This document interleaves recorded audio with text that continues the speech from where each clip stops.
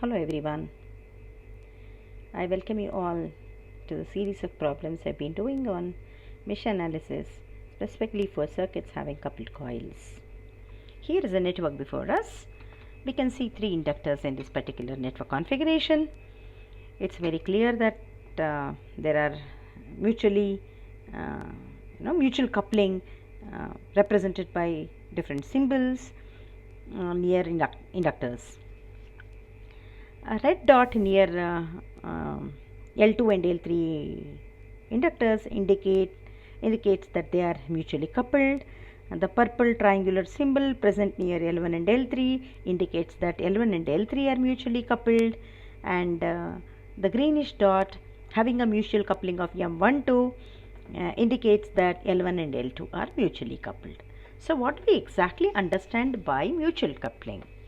The concept of mutual coupling is very well understood in a very preliminary studies of basic electrical engineering, wherein it's clear that the current through one inductor produces an EMF in the other inductor, which is mutually coupled to the former one. Okay, so then we say that they are mutually coupled. So essentially, mutual coupling results in what we call as mutually induced EMF when the current through one inductor has an effect on the other inductor. What I mean is, if L1 and L2, I mean if as we see in this problem, L2 and L3 are mutually coupled, indicates that the current in L2 will produce an EMF in L3, and the current in L3 will produce an EMF in L2. That is when we say L2 and L3 are mutually coupled.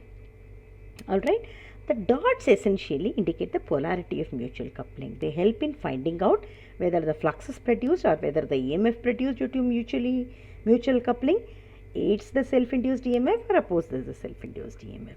So in order to solve problems of this nature, we have to have a clear understanding of writing of mesh equations with the help of KCL, KVL. We need to know this, and we need to understand, or we need to know the significance of dots in coupled circuits. So these are the things that we require. And if you have seen my previous videos wherein I have elaborately explained these things, it will be helpful. Otherwise also I will have a quick recap of what we call as the dot convention. Alright, so what we need to understand at this point of time is, we need to know when two coils are mutually coupled, there is going to be a mutually induced EMF in both the coils, and we need to find out its magnitude, and we need to find out its polarity. Okay, polarity of induced EMF. And in all my problems, I am in the habit of replacing mutually induced EMFs by what we call as current dependent voltage sources. I am trying to represent all the mutually induced EMFs, which are nothing but the current controlled voltage sources, because mutually induced EMF is an voltage and the mutually induced EMF is due to the current that flows in the coupled coil. So they are represented by what we call as controlled sources, controlled voltage sources, and to be specific, current controlled voltage sources. That's how I've been representing, so that writing mesh equations becomes simple. Alright, so let me have a recap of what we call as dot convention, so that for people who are seeing this video only, for them I will just tell you what exactly is this dot convention. Dot convention, I will give this information. We will try to follow this. Dot convention is, what it says is, we have to follow this. Okay, if a current enters the dot in a coupled coil, then it produces an EMF which is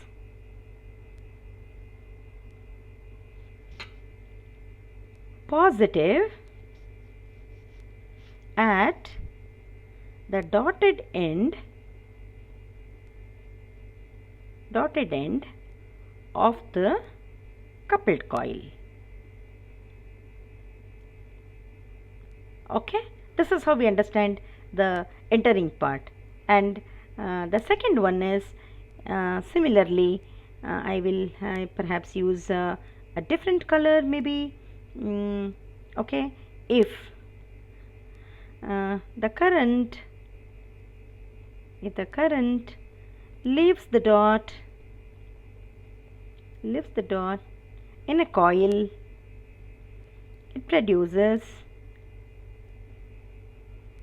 an EMF which is negative at the dot of the coupled coil. This is what is a dot convention is about. Okay, so we need to understand this and remember this. Okay, so I might as well change the color of this. I'll make it little lighter one. I'll choose a lighter color. Which one is better? Maybe I'll choose this yellow. Alright, okay, this is okay. So what I mean is, this is something that we need to understand. If we can remember this particular dot convention, this becomes helpful. Anyway, I'll keep this for ready as a reference for people to see. Okay, this is what it means. So we have to understand this dot convention, which gives the polarity of the induced EMF, and we know how to find out the magnitude of the induced EMF.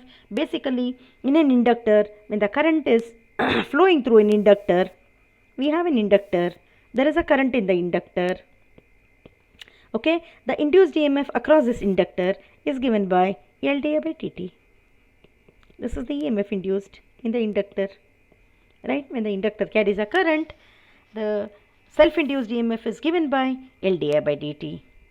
And similarly, if it is coupled with some other coil, let us say there is one more coil which is coupled with this coil, then it will have an EMF that is mutually induced EMF. Mutually induced EMF is given by M into di by dt, where M is the coefficient of coupling, di by dt is the rate of change of current which is responsible for this mutually induced EMF. So we know how to calculate the induced EMF across an inductor. Okay, you will have self-induced EMF if it is not coupled to anything else, but then if it is coupled to another inductor, along with self-induced EMF, it will also have mutually induced EMF. We know how to find out the magnitude, we know how to have the polarity. This is how you determine the polarity. Okay, now with this background, we will now go ahead with the problem. All right. this I'll retain, this dot convention I'll retain. Okay, so let us write the network now. What do we do? See here, in this particular problem, L1 is coupled with L3 and also with L2. How do I say so? By looking at similar symbols. Okay, this triangular symbol is present near L1 and also near L3. That means it indicates that L1 is coupled to L3, and this greenish squarish symbol is present near L1 and with L2. That suggests that L1 and L2 are also mutually coupled, and this circle near L2 and L3 indicates that L2 and L3 are mutually coupled. So what do we understand by mutual coupling? So current through one is capable of producing voltage across the other element. That is what we mean. Okay. Now if it induces mutually induced EMF, then it's preferable we write the mutually induced EMF as a dependent source. Okay. So we will rewrite the network. Okay. So I will now write a statement. I could type also. Anyway, my handwriting isn't all that bad. Rewriting the given network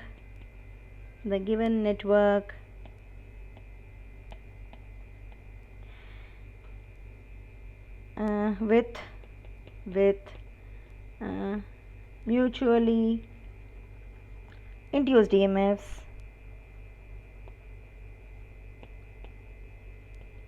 represented by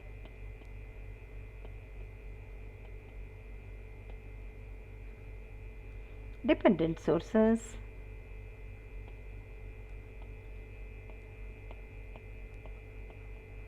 we get the following network. Okay, I will write the network. So what I have done is, to save time, I have drawn the diagram. I'll pick the diagram and I'll bring it to the place. Okay, this I will cut, then I'll take this diagram and paste it wherever I want. Okay, just to save time, I have done this work.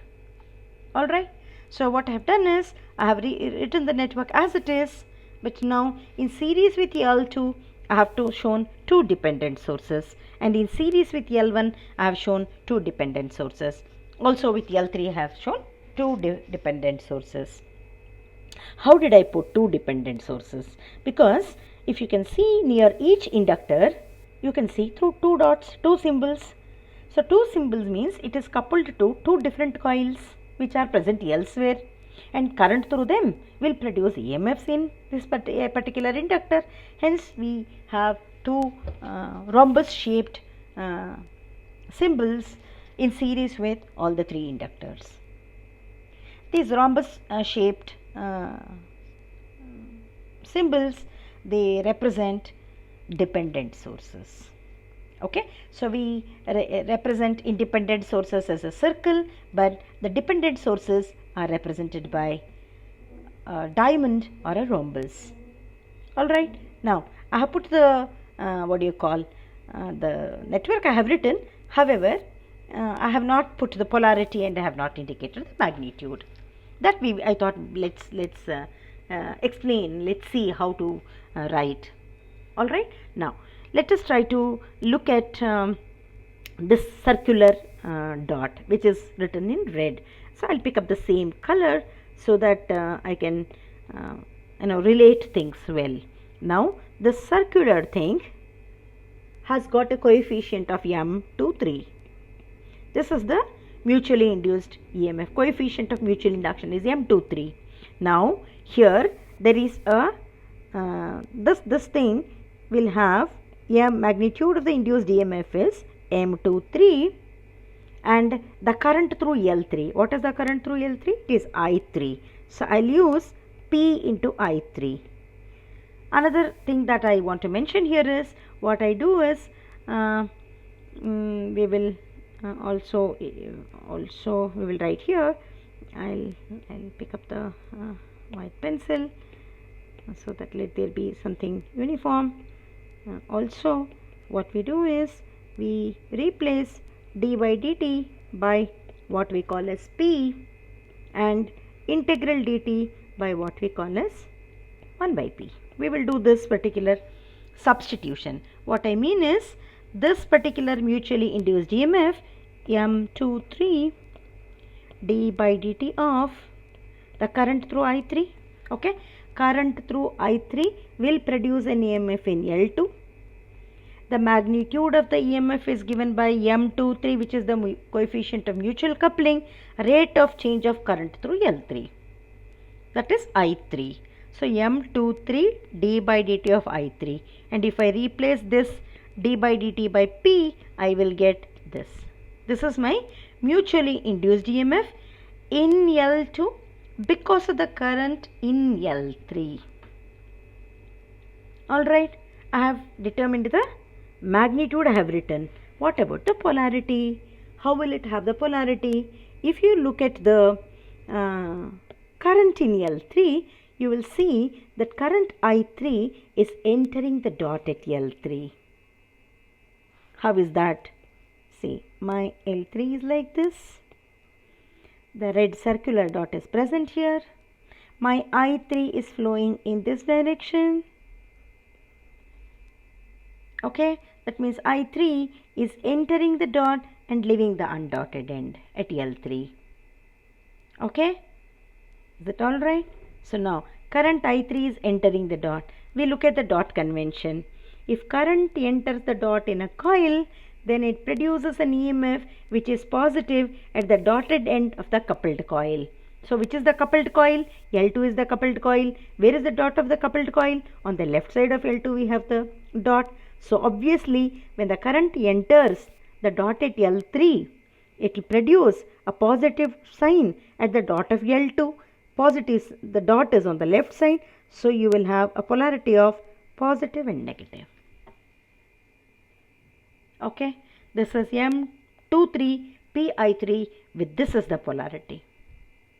Left side being positive, right side being negative. That is how we determine. Okay, now there is one more dependent source. We have put one more dependent source. Now we need to see what is the magnitude of that dependent source and what is the polarity of that dependent source. If we can see L2, we have a squarish symbol. We have this squarish symbol. I'll pick up that color.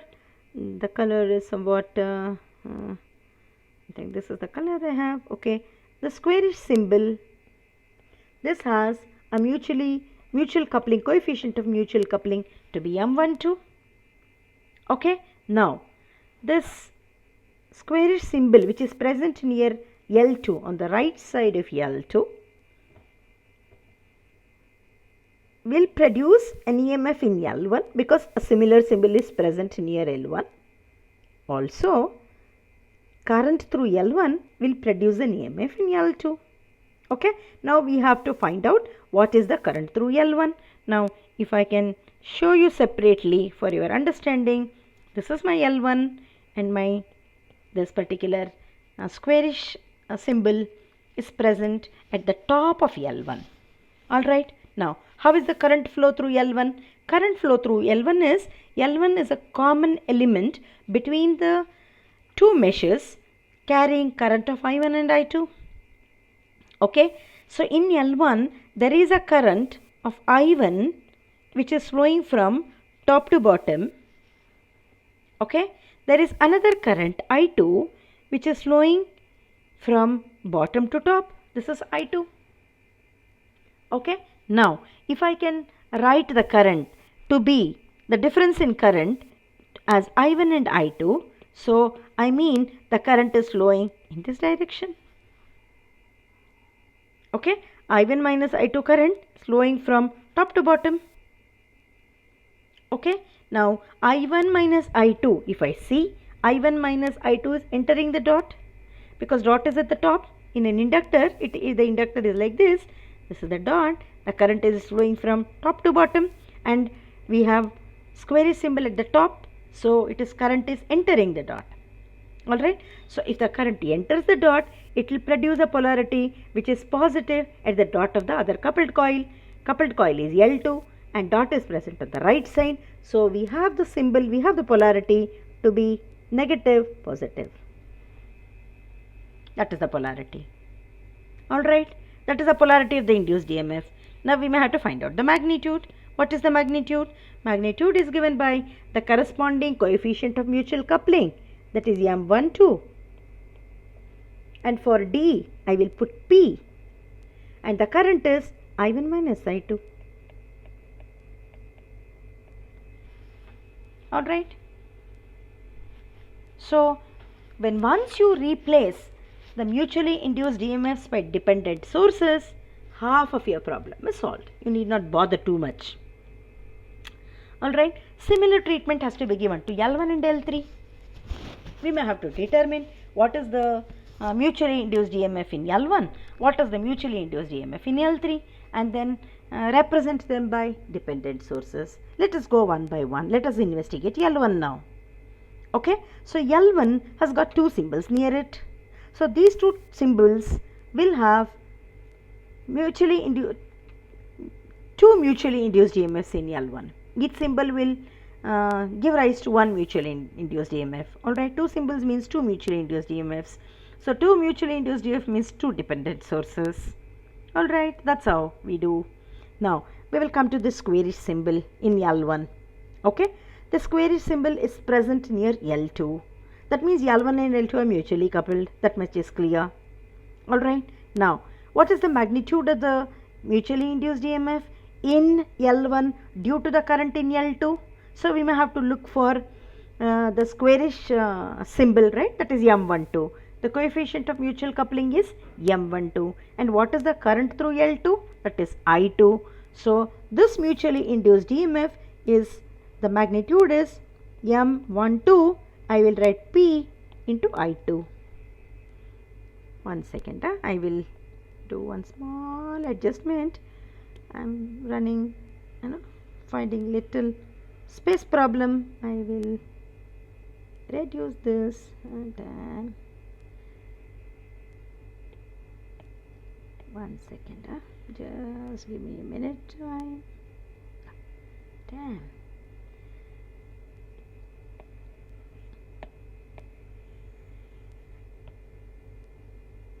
This is also okay for me. I want space, that's all. Okay, I'll pick up the color. This is the magnitude is M12P, M12P, and the current that we are talking is through L2, that is I2. Okay, this I2 current is leaving the dot, right? When it leaves the dot, it will produce a negative sign at the top of the other coil. That is, L1 has got negative at the top and this is positive at the bottom. Dot convention tells you about the polarity.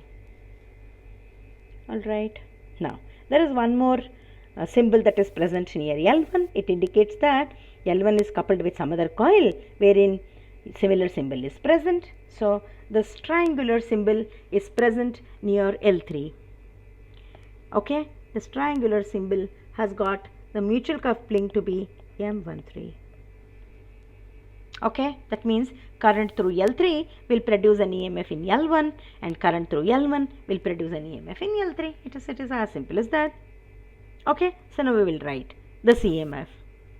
The magnitude of this EMF is now equal to, this is equal to M13 P, and the current through L3 is I3, and that current enters the dot, so it will have a polarity of positive negative.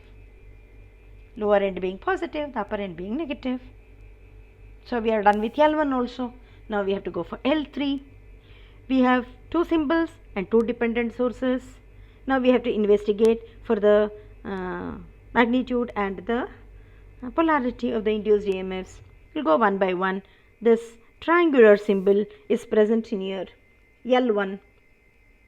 Okay, this triangular symbol is present near L1, and if I look at the current through L1, so current through L1 is I1 current is flowing from top to bottom. This is I1, this is my L1, this is I2, and my triangle is present here.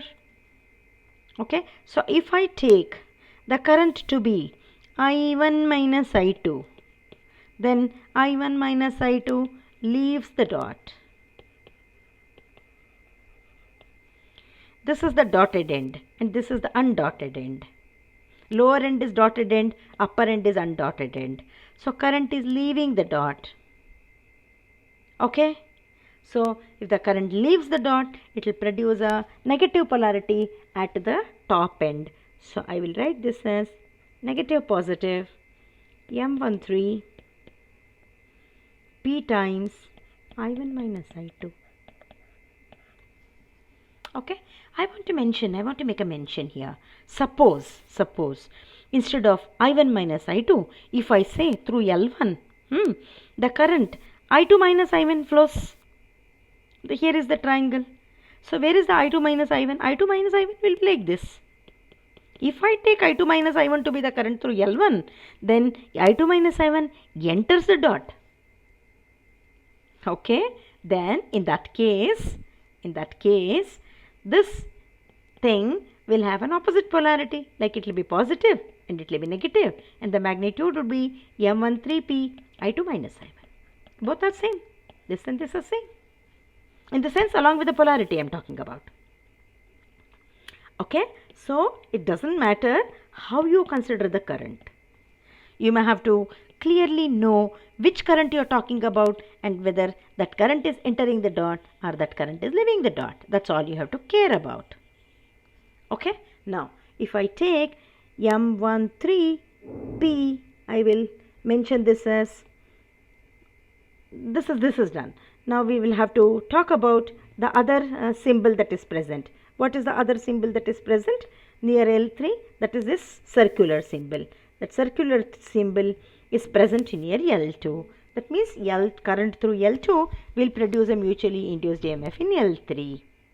Okay, what is the current through L2? It is I2. And the coefficient of mutual coupling is M23, the red colored one. M23. For d by dt, I'll put P. I'll call this current I2. This is the magnitude of the mutually induced EMF. What about the polarity? And this current I2 enters the dot at L2. So it will produce a positive at the dot of the other coupled coil. That is at the top end of L3, because dot is present at the top end of L3. So we are done. So once this is ready, now writing the equation is simple. All you have to do is keep on adding the potential differences, take the potential difference across each element and take all the sources, add them up to 0, apply KVL and then group the terms and then write the mesh equations. You can do it by inspection also, but then unless you are very good at it, it's safer and it's preferable to go by first principle. Let us try to write all the 3 mesh equations. Okay. Now writing mesh equations. Now this is ready. Now we will write the mesh equations. I'll pick up my white pencil back. Okay. So we will writing mesh equations.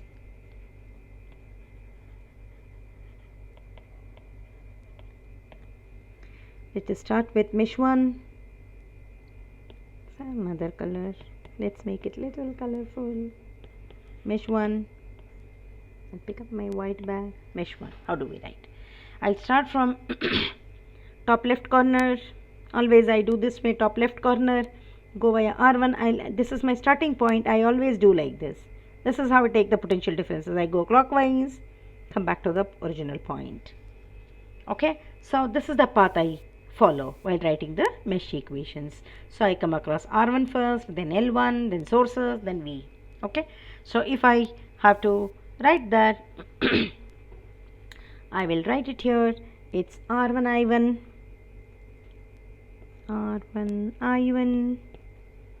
plus L1P, that is a source with drop in potential I1 minus I2.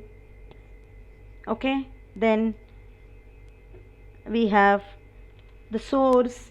As far as that source is concerned, we are coming from negative to positive, a rise in potential. This is minus M12P into I2. Then I have one more source, a dependent source with a negative to positive, rise in potential M13P into I3 equal to V1 of t. Okay, this is my equation. Now all I have to do is present it in a proper way so that I can group the terms, I can write the matrix if need be. Okay, so that's our problem is stated. We need to write the equations in matrix form. Let's group the terms. How do I write? If I group the terms, I'll get it as R1 plus L1P. These are the terms I have with I1. So I take this common, then plus I will group the terms comprising of I2, that is L1P, minus M12P. These are the two terms having I2 as the coefficient, and there is only one term with I3. I will write it plus of this into I3 equal to V1 of t. I'll call this equation 1. Okay, I will name this equation 1. I'll shift this here, then shrink it little, shift it here, then I'll call this equation 1.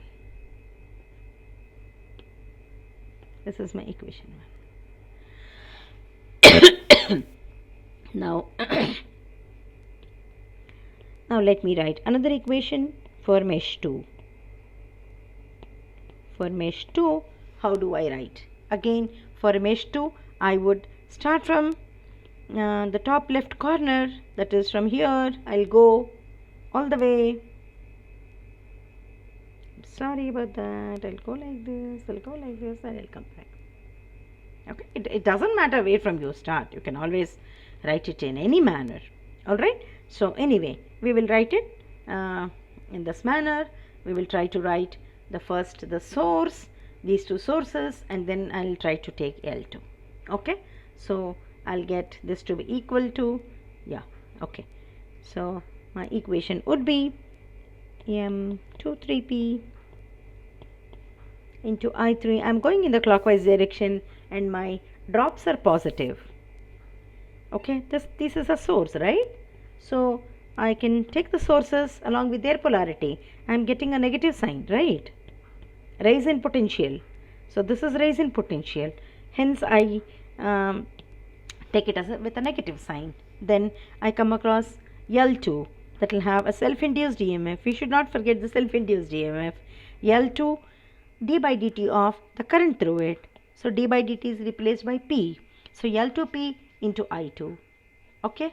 So now I hit the capacitor, and with the capacitor, if I take the current, this is 1 by C2P. The current through the capacitor in the downward direction is I2 minus I3. I'm sorry, I used a, what is that? Uppercase alphabets. What I mean is, this is I2 minus I3. Alright, I suppose this is clear. What I mean is, if you have a capacitor C, the potential difference across the capacitor V is 1 by C integral I dt, where I is the current. Okay, if the current is flowing this way, it will produce positive, negative. If the current flows this way, this end is positive, this end is negative. It is that simple. Current flows from higher potential to lower potential. So in this particular situation, we are going from top to bottom. We are going in this direction. So positive to negative, drop in potential. Hence we have taken this to be positive. And the current I2 minus I3 is flowing from top to bottom. So this is how we get the potential difference. So these things, fundamentals, must be clear as to what is the potential difference across a capacitor, what is the potential difference across an inductor, all these things to be clearly understood. Okay, then we come across a source V2. If we are seeing the source in the clockwise direction, we are going from negative to positive, rise in potential. So I will write this as minus V2, and then I have R2. R2 will result in R2I2, that is a drop in potential I get.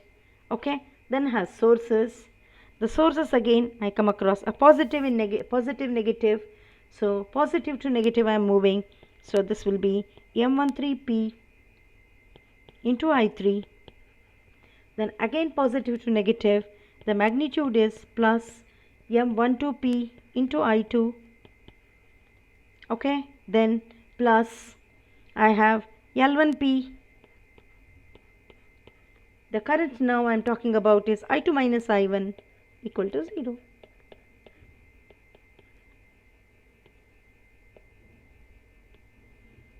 I2 minus I1 equal to 0. Okay, now I will group the terms containing I1, containing I2, containing I3, and the source EMF I send it onto the other side of the equation. So what do I get? If I can group the terms, I'll get this as minus M12P. I am taking the terms containing I1. One I1 is present here, another I1 is present here. So those two I will group, minus L1P into I1. Then there are so many terms with I2. I'll group all of them. I'll take one by one. I will take, in any order I can always take. It is M12P plus L2P plus 1 by C2P plus R2 plus another M12P, we already have one, we get one more, plus L1P. Whole thing into I2. Okay, then we'll group the terms containing I3. The first term is M23P.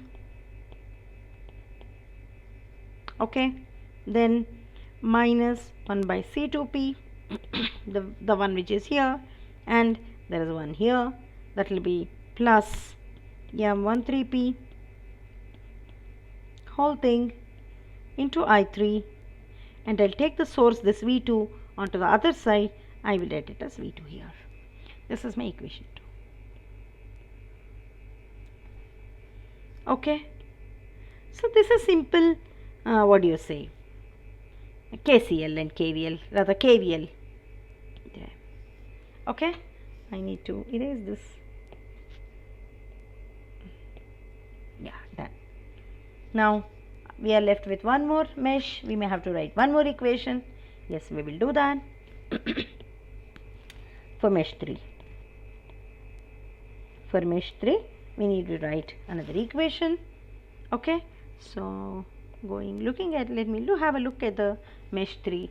I have a capacitor, inductor. Okay. I'll start from the top left corner. I'll go like this, come back like this. That's going to be my path. Okay, so I'll start from C1, L3 and the sources, and C2 and back. Okay, so if I follow that route, what is it I get? I will write the equation now to be 1 by C1 integral I3 dt. So integral, I'll replace it by 1 by P, and I'll simply write I3. Okay, what I mean is 1 by C integral I3 dt is written as 1 by C into P I3. That's all. So this integral dt I am replacing it by 1 by P. Alright, so I'll do this. Now what is it I get? I'll get 1 by C3 into I3. That's first term. Then the second term is going to be the inductor L3, which has a self-induced EMF of L3 d by dt of I3. D by dt, I'll put it as P and I3. And then now I have a source which has a potential difference of positive to negative. Drop in potential is positive, so I'll take this as positive, M23P into I2. Then minus, because I am hitting across a raise in potential. Okay, the source, the dependent source, we are going from negative to positive. So this is M13P. The magnitude of current is I1 minus I2. I am taking the source, I am simply adding it up. Now I am coming across a capacitor of C2, that is 1 by C2P into the current I am talking about through it is I3 minus I2. That is the current through the capacitor, C2 equal to 0. Now all I have to do again is to group the terms. If I group the terms, I'll get it as minus M13P. I'll put it in bracket. The coefficients, I'll put it in bracket. So I prefer to have that practice so that it is you don't make any mistakes while doing it. Okay, this is M13P minus 1 by C2P into I2 plus 1 by C1P. I am simply doing the grouping of terms. There is nothing great about it, nothing complicated about it. This is something anybody can do. Alright, so we are able to write the 3 mesh equations for the 3 meshes and the ready equations are ready. Now all we have to do is put them in matrix form. Okay, we will write a statement. Now arranging the mesh equations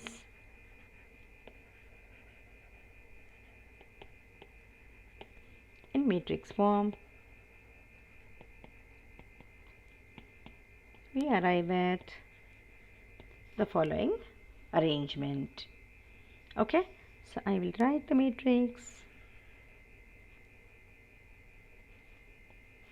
Okay, I'll use typically the colors like this. For diagonal elements I'll use white, for off diagonal I'll use different colors. Okay, so from the what we are doing now is, from the first equation we are picking up the coefficient of I1, I2, I3, arranging it along the first row. Okay, so that will be like this. The next element is minus L1p minus M12p. This is the second element. And the third element, I'll pick up another color, maybe a different color. I'll use this fluorescent color, all gaudy ones. It shouldn't matter. Yeah, 13p.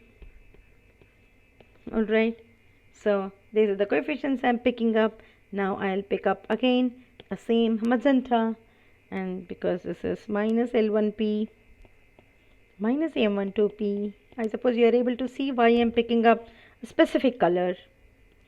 I suppose you can even match the elements. Now I'll write these terms. R2, I'm writing in a different order. It doesn't matter because addition is, you can add it in any manner you like. I'm adding up M12p, M12p and writing it as 2M12p plus 1 by C2p. This is my Z22 element. Okay, and I shift it little here. Okay, now I'll pick one more color. I'll take up this bluish one, blue color. This is my M13p plus M23p plus, rather minus, this is 1 by C2p. This is the third term, coefficient of I3 in the second equation. Now we come to the third equation. We try to write the this is Z31. Z31 is minus M13p. Z31 and Z13, they are same. You must be observing that by now. And this coefficient is now Z32, which is equal to Z23. This is M13p plus M23p minus 1 by C2p. Okay, and then I'll pick up my white back, and the last element is 1 by C1p plus L3p. I could have written it in a different way, like, what I mean is, I will use this L3p. I'll take the first coefficients to be L, then 1 by C1p plus 1 by C2p, this whole thing, this matrix. I'll close the matrices. Okay, so this is our impedance matrix. Now what I do is, I have written it big enough.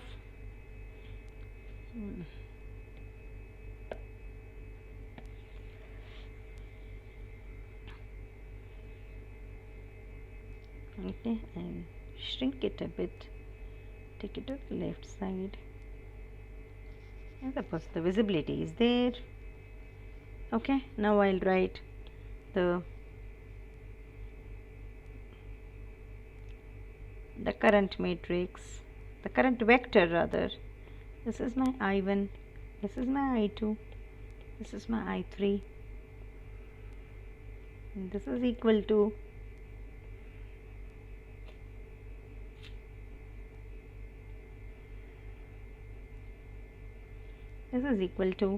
V1 of t, V2 of t, 0. This would complete the problem. Isn't this simple? It's very simple. When once you get the hang of it, it becomes easy. Okay, you can write all these three equations, or in other words, you might as well even write this impedance matrix. This matrix is your impedance matrix by inspection. If you thorough your understanding, this can be written by looking at the network. You can easily do it, but then that would require a good amount of practice. Otherwise, the chances are there that you may make mistakes with signs, or you may even leave out a term, so such things. If you want to avoid those things, go for this elaborate method. If you are confident of not making mistakes, then you can always write the matrix by inspection. Okay, so if you can observe here, this is what we call as impedance matrix. This is our impedance matrix. Impedance matrix, which has a certain amount of symmetry, and this is my current vector, this is a column vector, and this is your voltage vector. So hence this is called a vector matrix form or simply matrix form. Okay, this is Z into I equal to V, isn't it? This is true. Ohm's law. What is this after all? This is your Ohm's law. Now if you look at this, what is that impedance matrix, you can easily see that these elements, what elements we're talking about? We are talking about this element and this element. They're the same. That is my Z12. This is Z12. Okay, the first row and the second column, equal to the impedance of the second row and the first column. That is this element, isn't it? It's simple, it's clear. And this element, what is this? This is the impedance of the first row and the third column, Z13 equal to Z31. You have to get this. If you don't get it, you have made a mistake. You may have to check. Okay, similarly the other one, this is Z23 equal to Z32. They are to be observed. This has to be true. When you write the equations, you need to look for this. Okay, you need to look for this this thing to be happening. Okay, so otherwise if you don't get it, somewhere you have a positive sign, somewhere you have a negative sign, or some coefficients are different, then you have to check once again for the correctness. And these diagonal elements are distinct. What are the diagonal elements? Z11, Z22, Z33. They are different from each other. They are distinct. Alright, this has to be seen. I suppose this problem is helpful in understanding. If you have little difficulty in following, or if you find it's little fast, you can look for the very first video which I have made. I suppose that is little more slow. I don't know as of now. Anyway, you can have a look at it.